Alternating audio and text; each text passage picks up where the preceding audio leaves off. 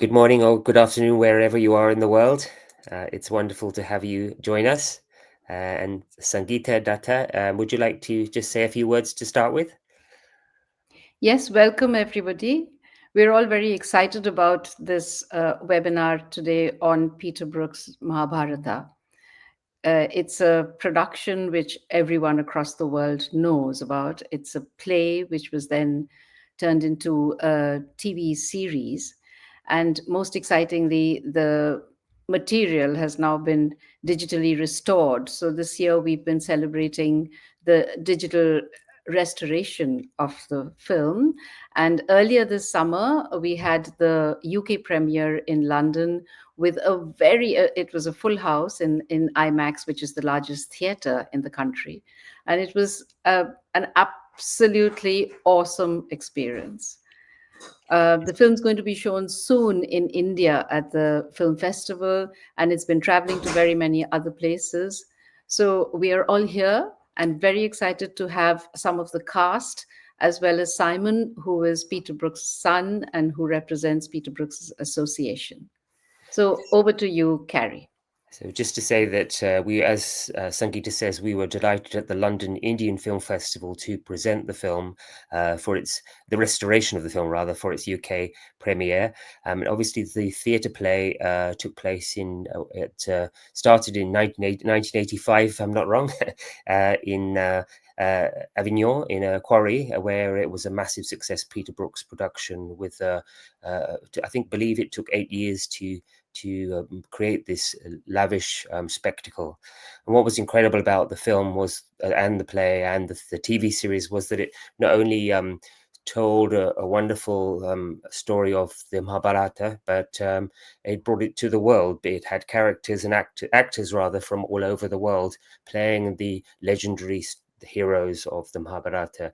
And I think that was a unique opportunity to see a global, one of the greatest stories ever told. I believe it's 3 times the length of the Iliad, Homer's Iliad, for example. So to see this massive Indian story portrayed as a story for the entire world, for all human civilization, was a unique experience. And as Sangeeta said, it was staggering to show the 8K restoration of the film, nearly 3 hours film, at the BFI IMAX on a Sunday morning, and to see that it was packed out by fans and people that really wanted to see this story again. I remember it from my childhood, seeing the TV series and just being were mesmerized. You just had to watch all these. I think it was 5 hours. We just watched it on TV, and it was unique in Britain at that time. So so obviously Peter Brook is one of the great theatre and directors and producers of his age in the UK. And but the Mahabharata, from memory, went globally. The play was shown all around the world, particularly very popular in the US, all around the planet. And so that was the incredible thing, that it had a universality about the story, the cast, and obviously, you had an amazing cast of great French and UK actors, actors from all over the world, as I said. But even more incredibly, that many years later, from 1985 from 1985, when the theatre play was started, many of those actors are wonderfully still with us today, which is incredible, and wonderfully exciting to have some of them actually here today to talk about their reminiscences of their time with Peter Brook and the Mahabharata, and what difference it made to their lives, I guess, because it was a definitive moment for most people's lives who were involved with that production. So, Sangeeta, would you like to introduce maybe the first of our actors? Yes, is Simon in the studio? I think we should start with Simon Brook. I, th-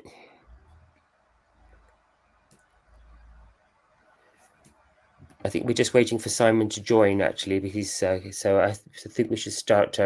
We should just start with one of the other actors from the list. Yes, we could start with those who are already here. Yes. And I'd like to welcome Mamadou Jo. Um, can we have him on screen?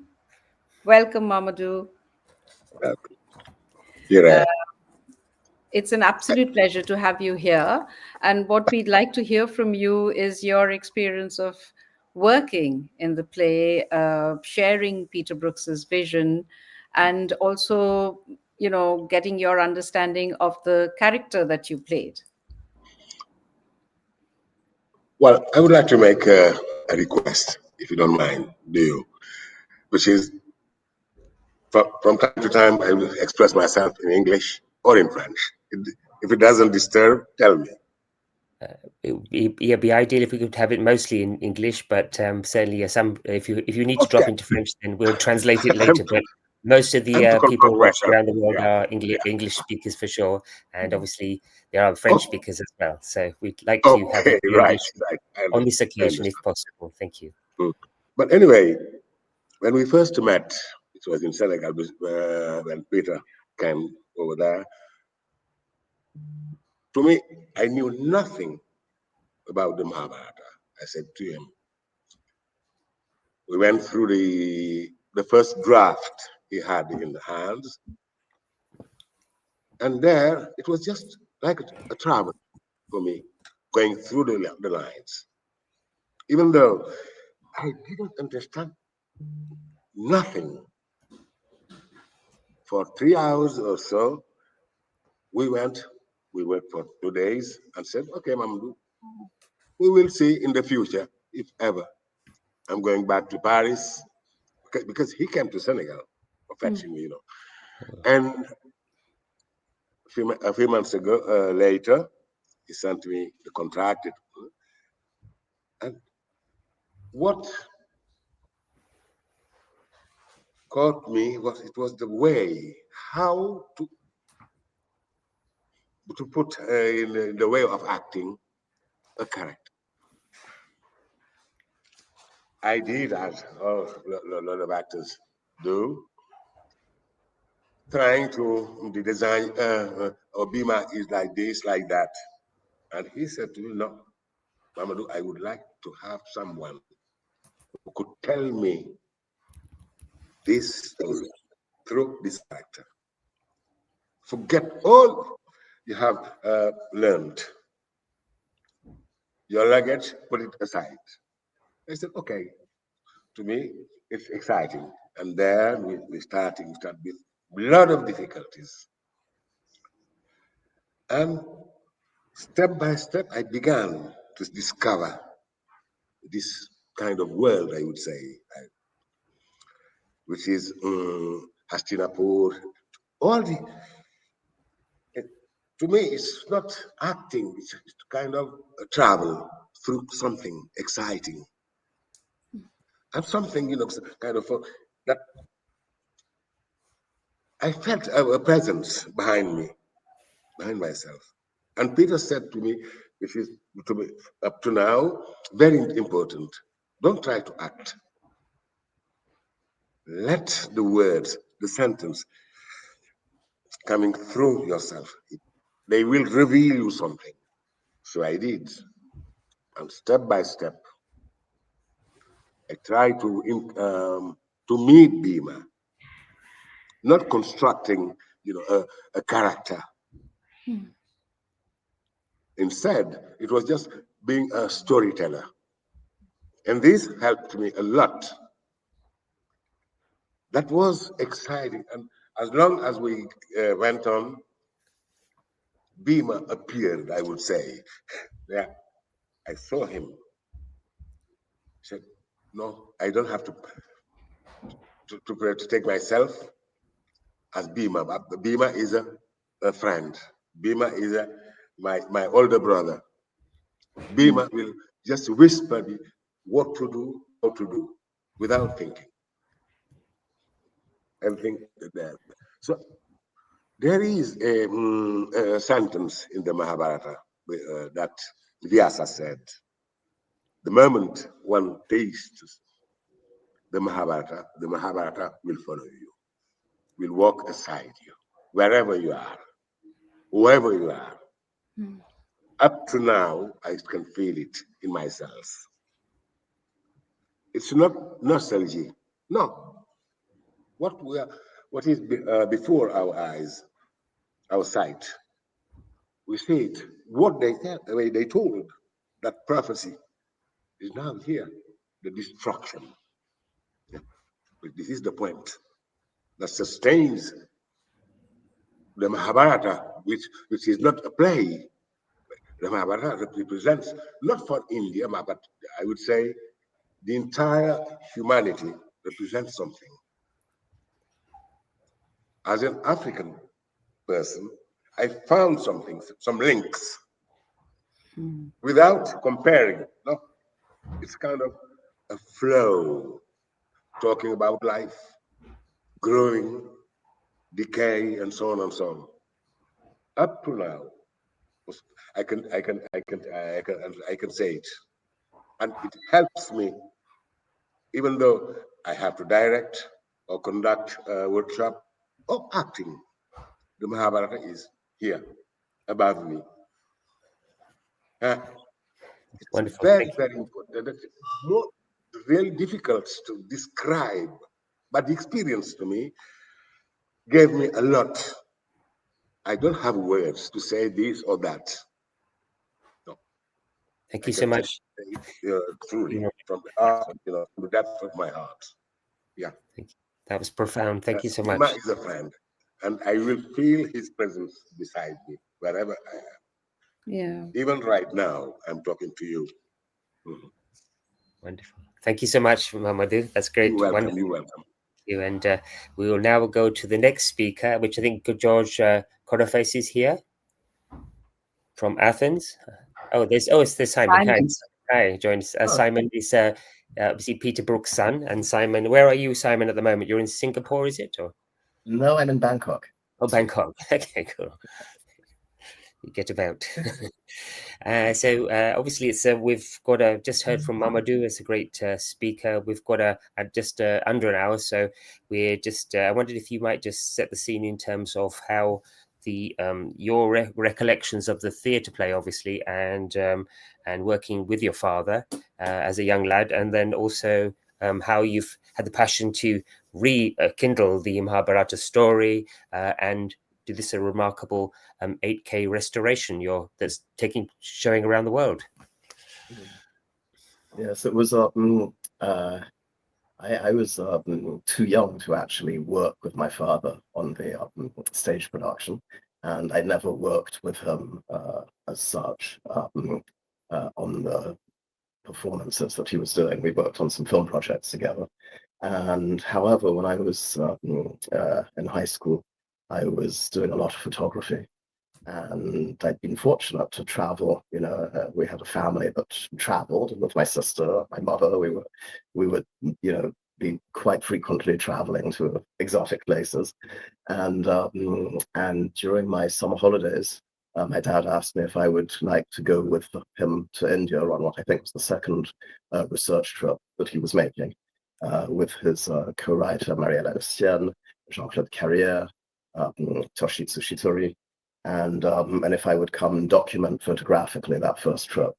And India, back then was a slightly different place to where it is today,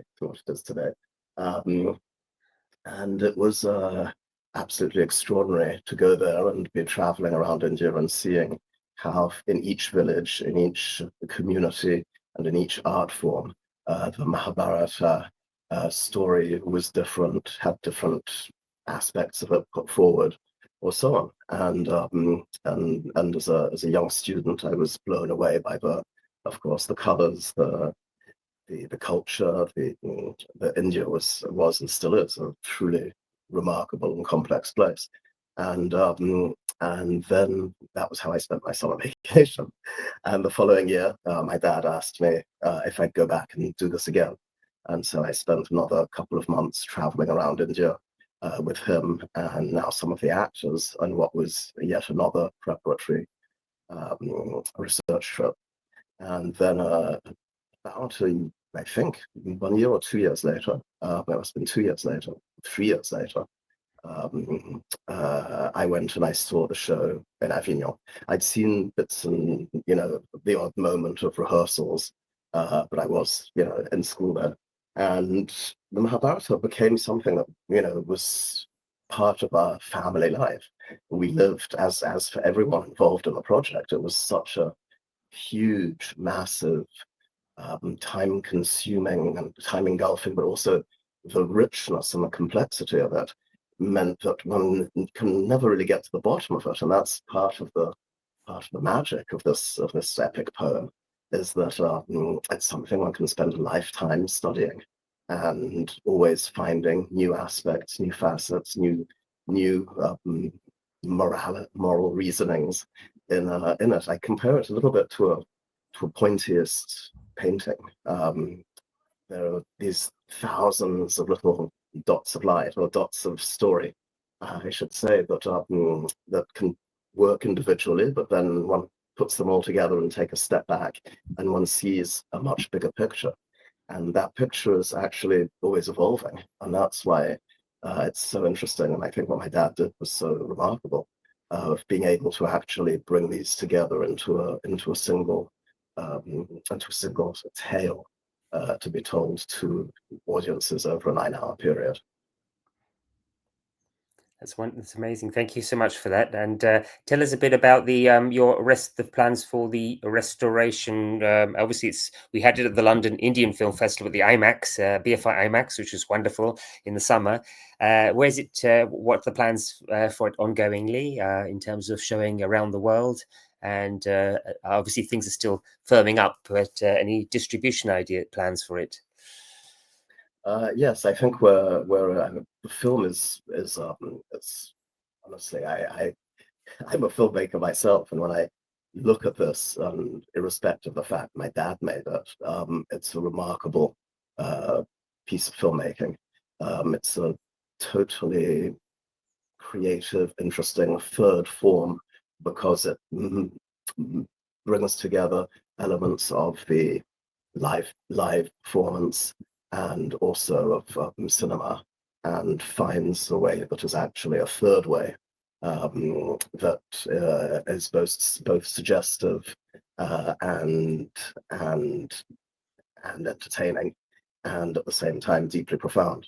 And the story resonates particularly well with people throughout the world, because it's a story that appeals, that's important for really all of mankind.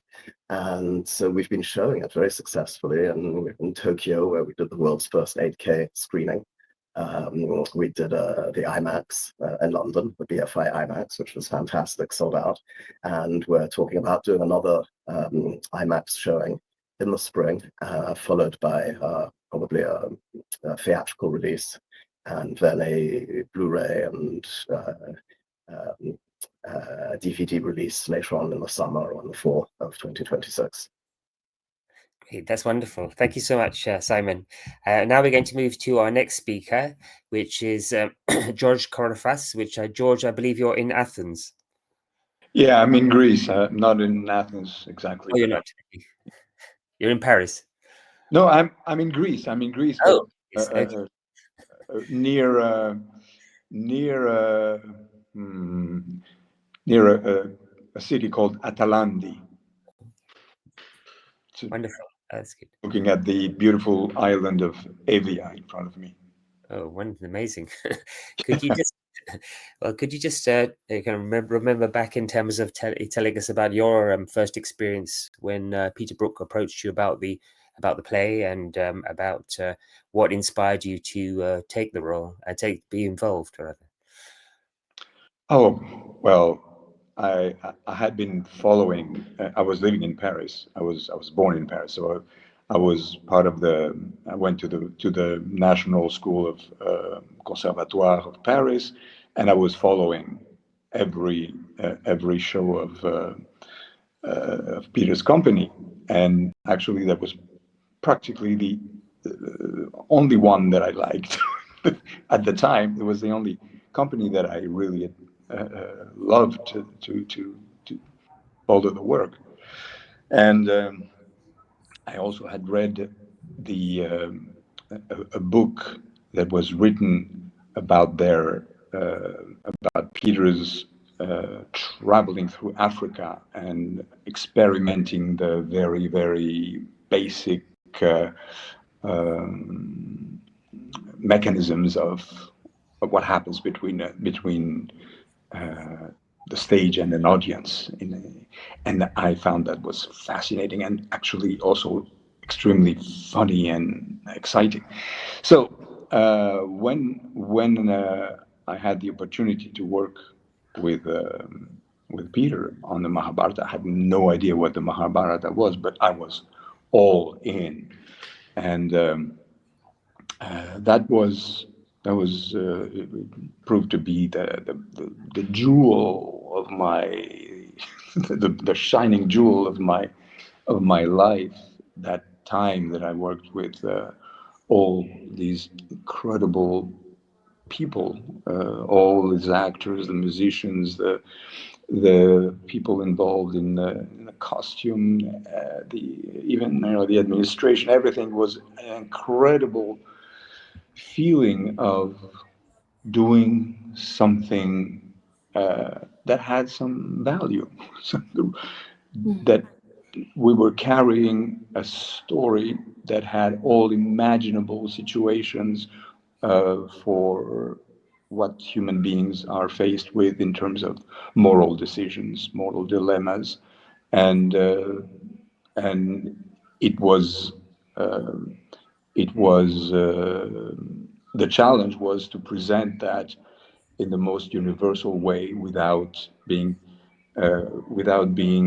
specific to one culture. The fact that all the cultures, practically all the cultures, not all the cultures, but so many cultures of the planet were represented was making it really universal, because we were also approaching the work with not only our culture, but also our professional background. And everyone had a different professional background. We were all coming from different schools. It was not like we all had the same code. So we had to communicate. We had to find ways to make what Peter used to say, the invisible visible, through this combination of all those strong spirits. So it was fascinating, and was at the time when we started rehearsing, in the middle, after about 5 months, we took a trip to India, a very intense voyage, where we went through, we landed in Bombay, we went all the way down to Kerala with buses, then trains, we went up to Calcutta, then to Benares, Varanasi, and we were bombarded. After 5 months of flirting with the Mahabharata, we were bombarded with the Indian energy. And also, all that diverse group was presented to the Indians as, we're going to tell your story. And, oh yeah, really? And who are you? Oh, you're going to play Bhima. Oh yeah. Oh, you're going to play Duryodhana. Oh yes, that's interesting. We were very welcome, and we came back with, enriched by sort of a feeling of being adopted by all the Indians that we had met, whether they were in a Kathakali school or in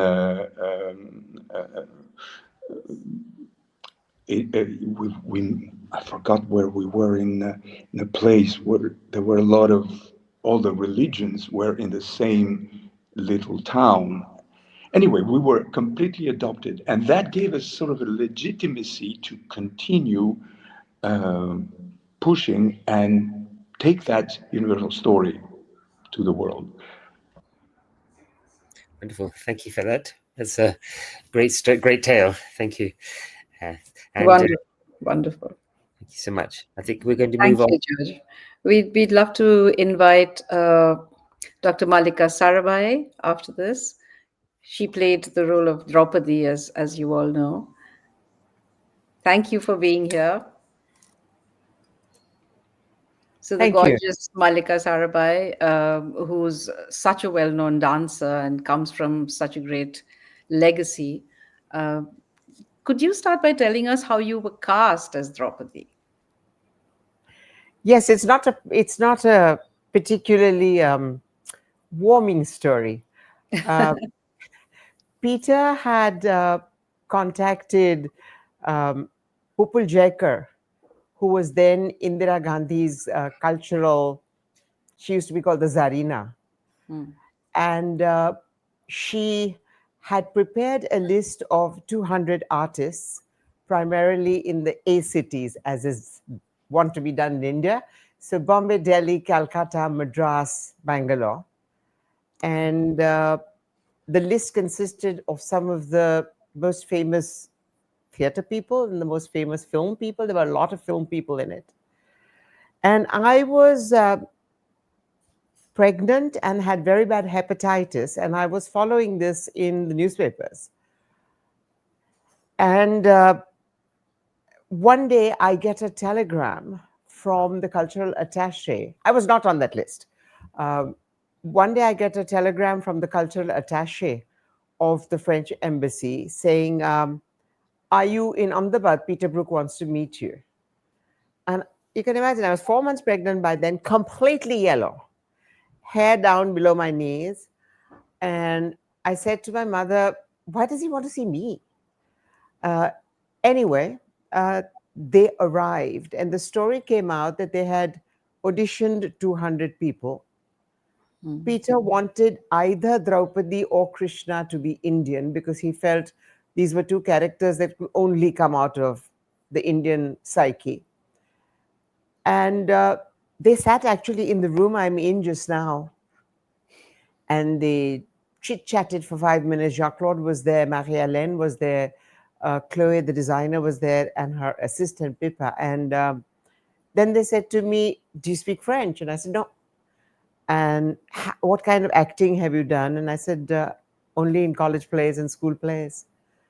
And then he said, we would like to audition you for Draupadi. And I nearly fell off the chair because from the age of 5, Draupadi has been my favorite character in any of our epics. Because to me, she was the woman who refused to fit other people's definitions of what she should be. So I had read every version of Draupadi I could get hold of, every version of the Mahabharata. And to be offered that role was strange. And I said, well, I don't know, but I am leaving for New York tomorrow. My doctors has just given me permission to travel. And Peter said, oh, that's okay, because my assistant is there running Carmen and he can audition you. And so I flew to New York, and one of the assistants, who later became one of my 5 Pandavas, auditioned me. And I said to myself, however famous Peter Brook is, unless I like his work, I'm not going to put myself through this. So I was invited to the Lincoln Center to watch Carmen, and I hate opera. And it completely blew my mind. I just completely flipped at this interpretation of Carmen. And then I was flown to Paris, and I arrived at the Bouffe du Nord at midnight, and there was a play on, and Ala Maratra, who plays Vyasa, at 3 a.m.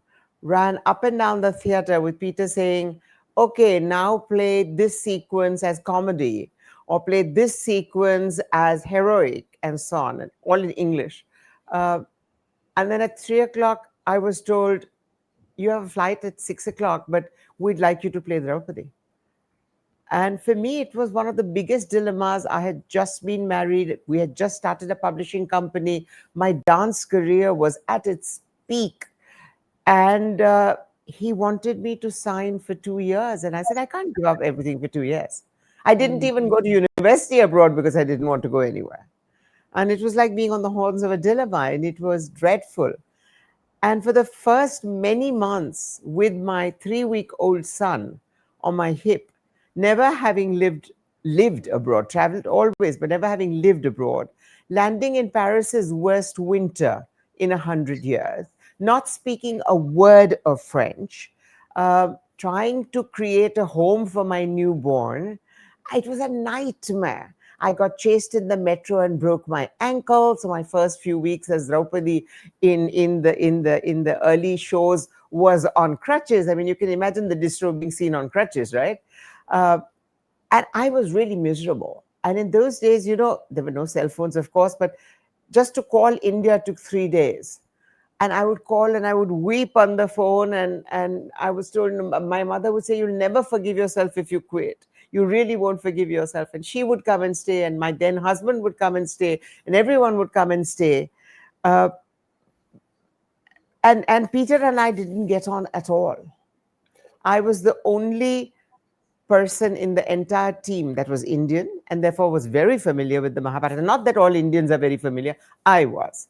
And I was the only one who had never done professional theatre.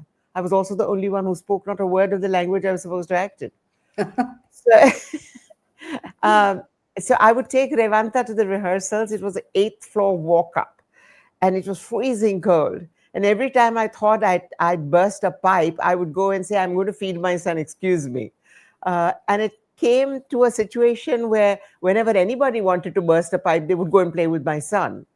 But it was really only after we started performing and I started getting noticed that Peter's and my relationship changed dramatically. And after that, we were very, very, very, very good friends. And at press conferences all through the next 5 years, he would have me on stage and he would say, now you've heard all the good things. If you want to hear about me, really ask Mallika. And we would have a big laugh. And till his passing away, every time I went to Paris, we would spend time together. I would go with him to watch whatever production. And I have to just say that whatever work I have done in the last 40 years has been because the 5 years I spent with Draupadi and the effect I saw that Draupadi had on women across the world. And I thought that I have in my hands as a language something that can actually reach people. So whatever activism I feel should happen through my art. And so it was really in 1990 that I started on the path on which I still am, which is of using all the forms of art to talk about what I care about, to talk about justice and to talk about honesty and transparency and being humane and whatever. And that wouldn't have happened but for those 5 years I spent. True. Thank you so much. That's a wonderful story. You brought it all alive to us. It's also very, historical because in the 80s we had the women's movement in India, and you've since been such a powerful feminist symbol, and Draupadi contributes so much to that image that we have of you. And So thank you again. I have to tell you another small thing, because you had Mamadou and Georges.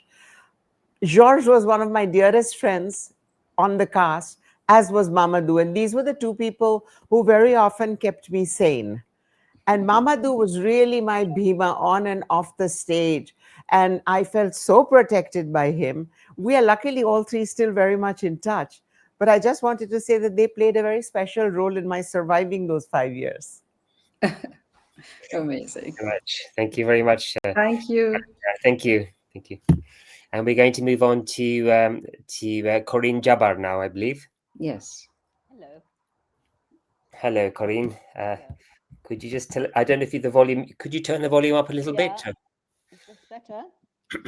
Yes, that's good. Yes, Yeah, great. that's great. Could you just tell us a bit about your experiences of working with the theatre play and the film, of course, as well, and working with Peter Brook and as an actor, and some of the challenges you faced, and obviously the highlights. Yes, yes. But I mean, for me, it was quite particular because you say working with Peter as an actor. I wasn't really an actor then. It was my very, very first job as an actress. And I remember when I auditioned, and there were several other people auditioning. After a while, and it was a whole day of auditions at the Bouffe du Nord, I felt that I wasn't being auditioned. I thought, everybody else is being auditioned, but I've actually got the part. And I was only told later on that, no, I was auditioning. I was being auditioned like everybody else, but it was such a gentle, fun audition that I never had the feeling that I was auditioning. So everything, I mean, for me, it was like a twofold intense experience of a lifetime. I mean, I share that with everybody else, but it was double in the sense that it was my very first acting job. So I was just discovering, learning, taking in, soaking up everything about acting. And then it was, of course, my first encounter with the Mahabharata, which I'd heard nothing about.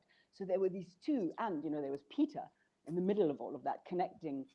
So it was just incredibly intense on every level. It was also scary and frightening and a lot. And I was very young, and I was very impressed by everybody, and often didn't know where to put myself, and didn't have very much to do in the play, which we toured for a year. So I had one little speaking part, and the rest of the time I would bring on carpets and take off carpets, and, you know, come onto the battlefield and cover dead bodies. I mean, supposedly dead bodies. And then I played Amba later on in the film.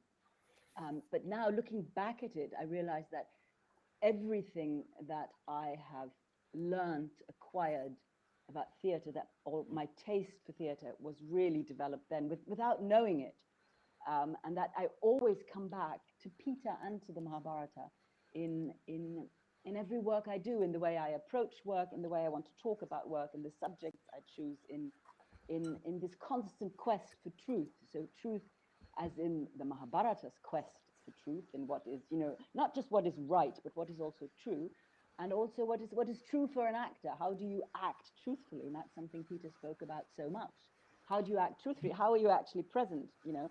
So the kind of, what the Mahabharata talks about is the presence of a human being in life, and his awareness and his dharma, and, you know, and all your relation to life was then also brought into the actor's body of how am I alive, and how am I present on stage, and how am I in the moment. And that's something Peter would talk about a lot. But I think as a very, very young person, when you're just kind of bombarded with all of this and the impressions, and of course India, which I knew a tiny little bit, but not enough, and this huge cast, and traveling for a year, and, you know, it was a company of over 20 people, and not everybody got on, which is normal. So we were a little kind of mobile Mahabharata ourselves, with, you know, all our conflicts, and, you know, babies were born, and couples were made, and couples were undone, and people were, you know, met, and we had groupies, you know, not me, but, you know, there were groupies in every city we went to, and it was a year-long tour, non-stop tour, something that doesn't exist anymore. It was really a different world. So that had its difficulties, and also, of course, its perks. Yeah, so I think I'll always, or I am always coming back to the Mahabharata. Like now I'm developing a theater project on Amba, which is based on a book by Kartika Nair called Until the Lions, together with an English Indian director called Athri Banerjee. So again, coming back to Amba, and it feels very kind of inevitable. It's not just, you know, an idea, it's inevitable to come back to Amba. Well, because it was my first part, but also because it was a part that marked me deeply. And I felt a deep connection to this woman who went to, you know, the biggest warrior of the times, to Bhishma, and said, no, this is not right. This doesn't work out. You're not doing the right thing. And I will find a way to kill you. I mean, it's such an extraordinary, and he says, no, you can't kill me. I've made this vow. And she goes, no, I'll do it. And she does do it. So little young Amba stands up to the world, like, wow, who is this woman? This is extraordinary. So there was and has been a deep connection.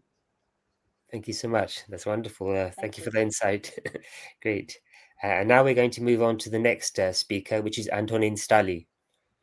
He's an actor in the film and theatre play. Antonin, hello. It's great to see you in London. It was great to see you at London at the BFI IMAX as well. So could you just tell us a bit about your experiences of working with Hello. Peter as a child actor, obviously? Yeah, I'm in Paris, actually. Oh, right. Oh, yeah, likewise. Yeah, likewise. Can you hear us okay?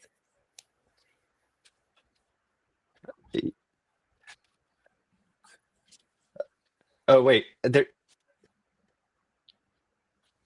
I think you might not be. Yeah, I can, but it's like there's it seems like there's a delay between what I'm saying.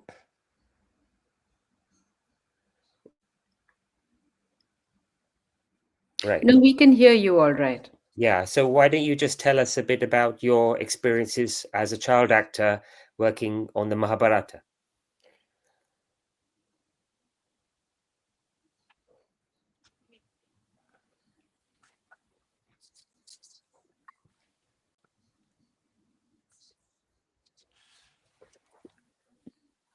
Yeah. So basically, it's really interesting. So I'm sorry because I can't hear you and I'm just speaking, but I think I got the question. It's beautiful to see all those friends and actors who are, and you know, Corinne, who's talking about truth and and how this story changed everyone's life. It definitely changed my life. I had no idea that it was changing my life when it was happening because I was even younger than Corinne at the time. Um, and For me, the striking thing is that it told the story of my ancestors for real, because I'm half Indian, but I had no idea what was the story of my ancestors at the time because I wasn't brought up in an Indian family.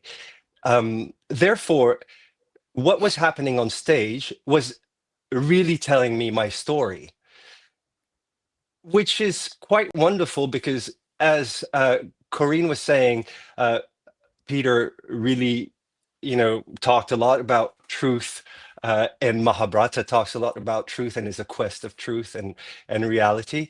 Well, I mean, it was the truth. Um, I was listening to this story, you know, firsthand. Um, there was no difference. There was no difference to me. The character who I was playing and me were just the same person. And the characters who were in front of me, should even should it even be Krishna, were real. And they were real on stage and they were real in the real life too. And actually, you know, at 10, 9, 10, 11, 12 years old, spending most of my time, you know, the play lasted 9 hours, 12 hours with the intervals, even more with the exercises before, the preparation and the notes after. So it was an all day long experience. And the Mahabharata was more, it would take more time of my life than the real life. So my real life was the Mahabharata. Therefore, um, there was no acting for me in all this. It was just direct experience, and um, I guess it's the best way to approach theater. I didn't want to do theater. Um, I wasn't looking to be an actor in any way, and yet. Uh, Theater came into my life and never left from that day, throughout a true story, which is the story of my ancestors, me being half Indian. And yeah, it's very special. Thank you so much. Thank you. Thank you. Thank you. I think we're going to move on to Vani Tripathi now. Who, Vani, are you there? Namaste. Hi, namaste. Namaste. And I know that you're a big fan of the film and the story, obviously. And I wanted to just tell us a bit about your experiences of the Mahabharata, and of course, in terms of what your I know that you've had a passion for this particular film being shown in India as well. So just a bit about that. Thank you, Carrie, and thank you, Simon, for the conversations that I had on a balmy afternoon in London, you know, early this year with Carrie, sitting having tea, you know, right at Piccadilly. And the moment I got to know that the theatre, the magnanimous theatre production of the Mahabharata has been restored, it was anyway playing on my mind. Because, Carrie, one thing, I'm the last students of the legendary theatre guru Ibrahim Al-Qazi in India. And one of the reference points of understanding Indian scriptures and the theatre, you know, parallel was that how the epic Mahabharata is a universal metaphor, a metaphor of human conflict, morality, and destiny. And what better opportunity than to have an international cast come together, going beyond just the narrative of who is Indian and who isn't, to, play this out in all its glory. And also the opportune time of this being the centenary year of Peter Brook. What could have been more, celebratory or more, honor-worthy than to have this epic saga restored and bring it to audiences also in India. Remember, a large number of a generation which is born post-independence in India, or rather those which are now called the next gen, they have heard of these stories from their grandmothers, from their maternal and paternal grandmothers in their childhood. But to experience this, as a magnanimous, kind of experience in the theater, then shot on film, I think this is fantastic. Also, I think two things stand out for me personally. Two things Peter Brook constantly spoke about when he spoke about the attempting of the epic saga Mahabharata as he did as a theater production. First, he said it was a mirror of humanity. And I think that is what stands out in times like today when moral ambiguities, war, and conflicts are constantly the narrative that artists all across the world are faced with. And the other thing he used to speak about, and I remember reading on it, I also saw the epic version recorded years ago when I was at drama school and when we were attempting to look at how to internationalize characters in terms of their storytelling narratives. He used to say that this is a story of all wars. So I think it's a very opportune time that this saga comes to India this year. And thank you again, Carrie. And again, want to thank Simon that later this year at the International Film Festival of India, Goa, we shall be having the India premiere. I hope most of the cast and crew who we just also heard, I was riveted, absolutely riveted and enthralled to hear them speak about their experiences. Also, let's also look at how this golden ensemble, came together and made a story, an epic story from India so universal. And for me personally, I always get worried about one thing: how do we retell the epics? Because there are so many different kind of, storytelling narratives which come together when it comes to the telling of the Ramayana and the Mahabharata, the two big epic sagas from India.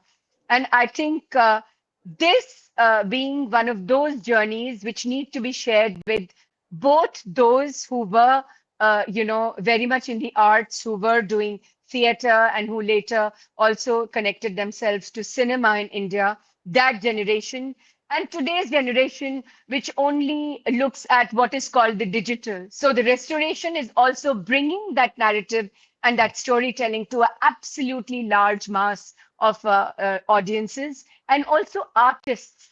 Let's also remember that this will be a big influential experience, experiential experience, for artists who will be seeing it in India this year. And I think more conversations around it would be welcome. We would be looking forward to also looking at the journey of how epic saga could also be concised and made into a 2.5 hour experience. I think that will also be very interesting to note when we see them at the festival later this year. So thank you again for giving us the opportunity of hosting you. And we are so much looking forward to that, Thank you very much, Vani. Great. And now we're going to move to Jeffrey Kissoon, last but not least, the great actor. Jeffrey, you're in London, I believe? Oh, I think we can't hear you. You need to put the volume on. What's happening? Yes, can you hear me now? Yes, we can hear you now. Hi. I'm sorry I joined a bit slightly late, so I missed Corinne, really, which lovely Corinne. I really would love to have heard what she had to say, really, because these people were so young when I joined Mahabharata. It's amazing, and now they're all grown up and telling me what to do with my life, basically. But no, Mahabharata for me was just a very, very special experience. Not only because it was the Mahabharata, but also because, like Antonin, I'm also half Indian, and I'd never been to India, right? But I heard my father, as a young boy, was always occasionally I used to hear. I say young, younger than 10. My father was always mentioning this strange word called a Gita, and he kept on. I hear him, but he never really expounded at all about what it is for him to be Indian. And there's some kind of experience I think he must have went through, so that he didn't even try to teach me the language, which I know he spoke. So there was nothing about India being introduced into my life in Port of Spain, and I just wonder what the racial political situation must have been back then. He was born in 1909, so I think something had to be covered up or hidden or not mentioned, so he never taught his children, unfortunately. So my first time of really getting to know about India was when Peter took us all to Kerala, in that beautiful part of India down there. They're so exciting, and all these temples and crazy. It seems like crazy to me. And he took us down there, and that was the first time I set foot on Indian soil, to such an extent that I remember sitting in the hotel I think we were staying in opposite Peter Brook, and tears rolling down my eyes when we began to talk about the experience of India and how I was the first one in my family to set foot in India. But when I was told about the Mahabharata in London, I had no idea what was happening. I had no idea that it was done in France and all that sort of stuff. But a girlfriend of mine said, have you heard of this with Peter Brook? Because they knew I was always kind of wanting to work with Peter Brook anyway, because I just figured that if I needed any real insight into myself, Peter might be able to give it to me.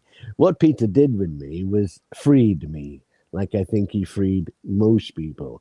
But when I heard about it, and I thought, well, I want to be in this if it's Peter Brook, told my agent, they got me this audition. I went along to the audition, and there were quite a lot of people sitting around in a circle for the first time reading bits of Mahabharata.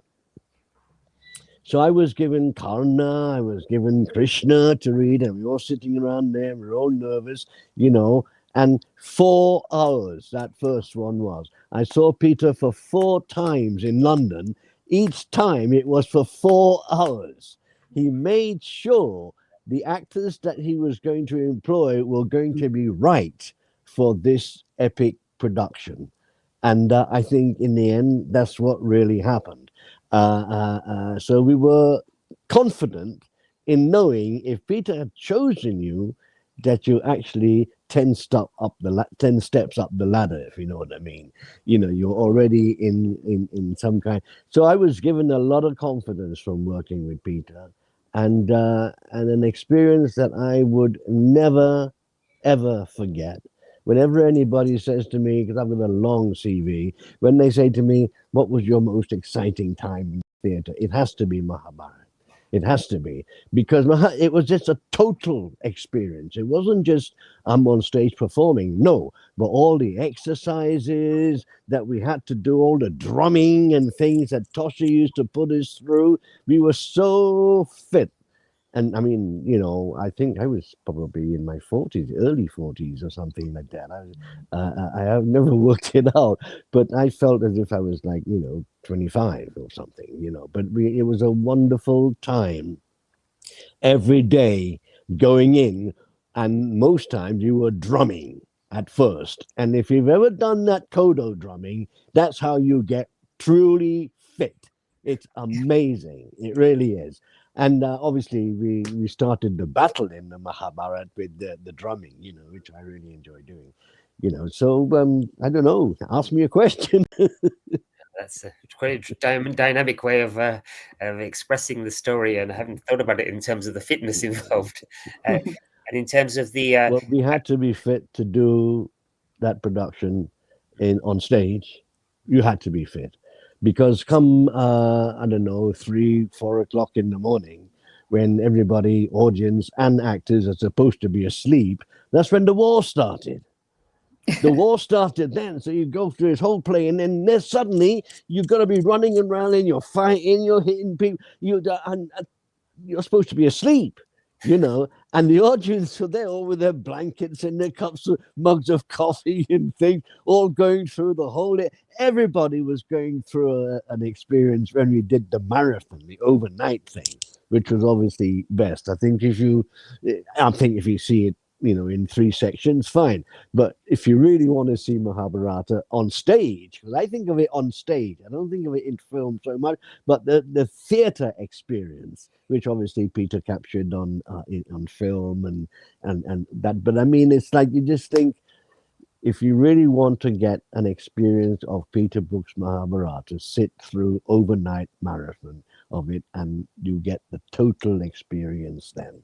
Do you know, on the first performance in Zurich on that lake, and the show ended, and we all were sitting down, I think that very final image was as if we were all in paradise.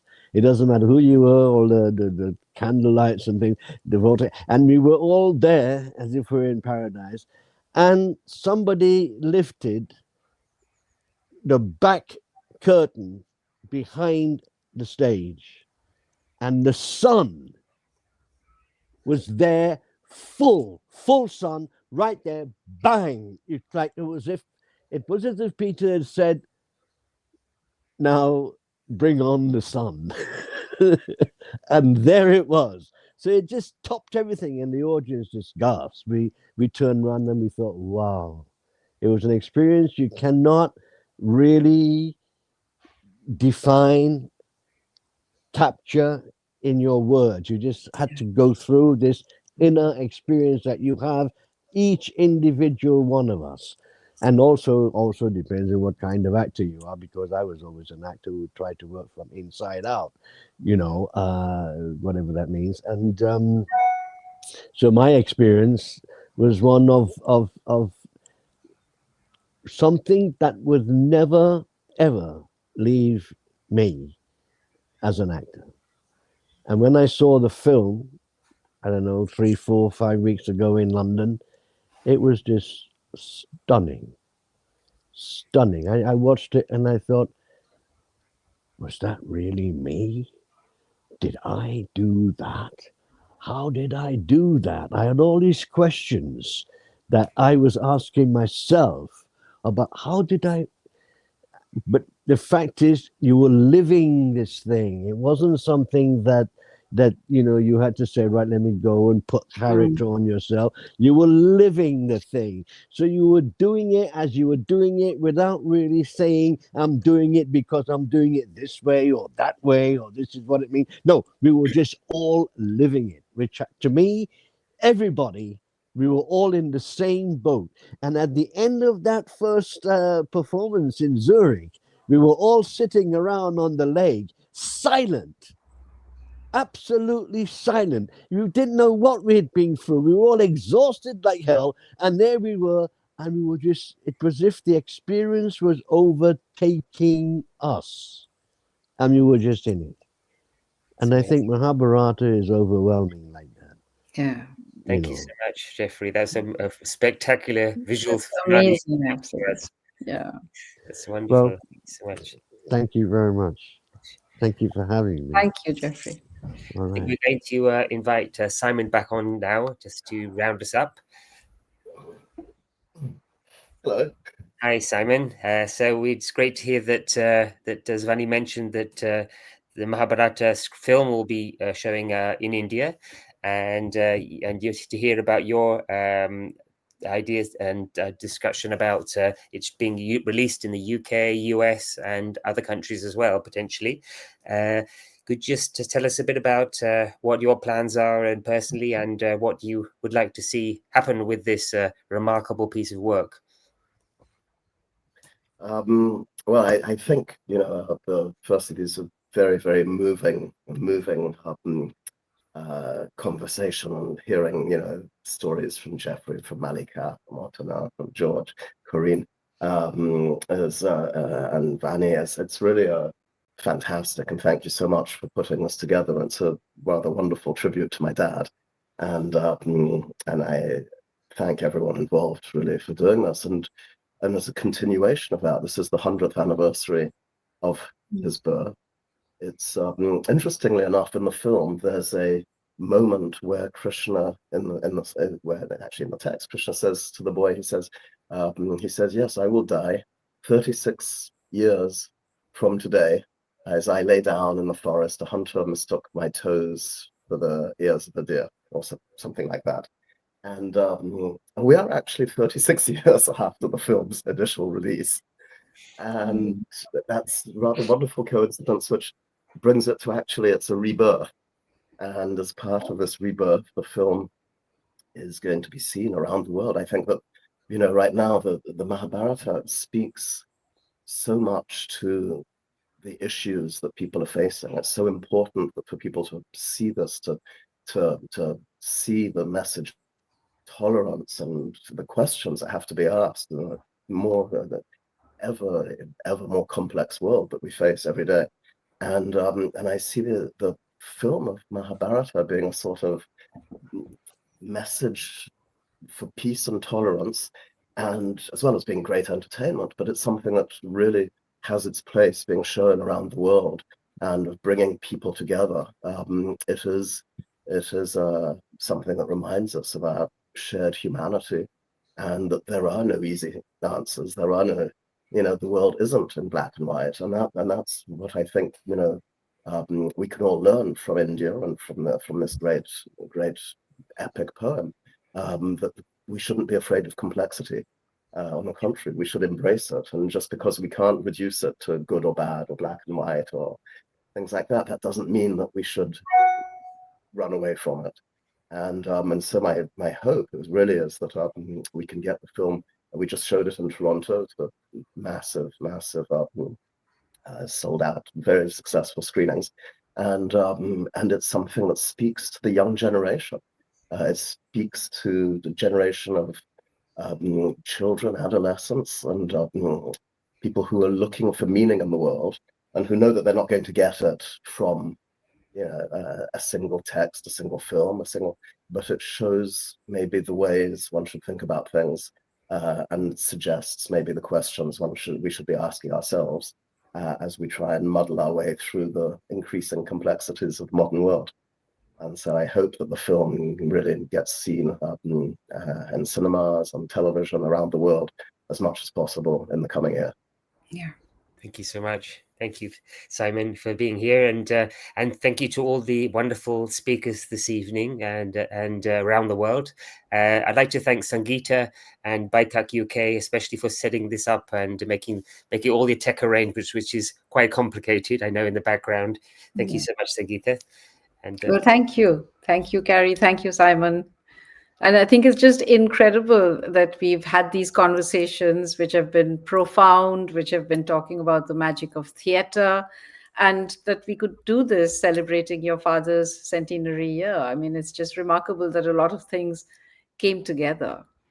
And, The Guardian described this film, the restored version, as something like the Game of Thrones, which would be a reference for the younger people.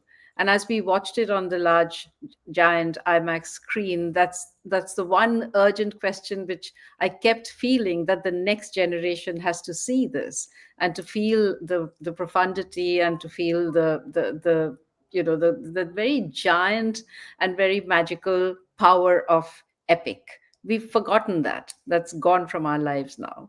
So this would bring it back, and I wish it great travels. Of course, India and all the Indian audience who will embrace it, but everyone in the world should be watching this soon.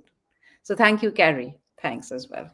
I'd also like to thank Jannavi Banerjee from our team, who's really worked hard to get this together, and it was quite an effort connecting with people from different parts of the world. But thank you to everyone who gave their time and shared their very beautiful experiences with us. Thank you. Bye-bye. Bye-bye. Bye.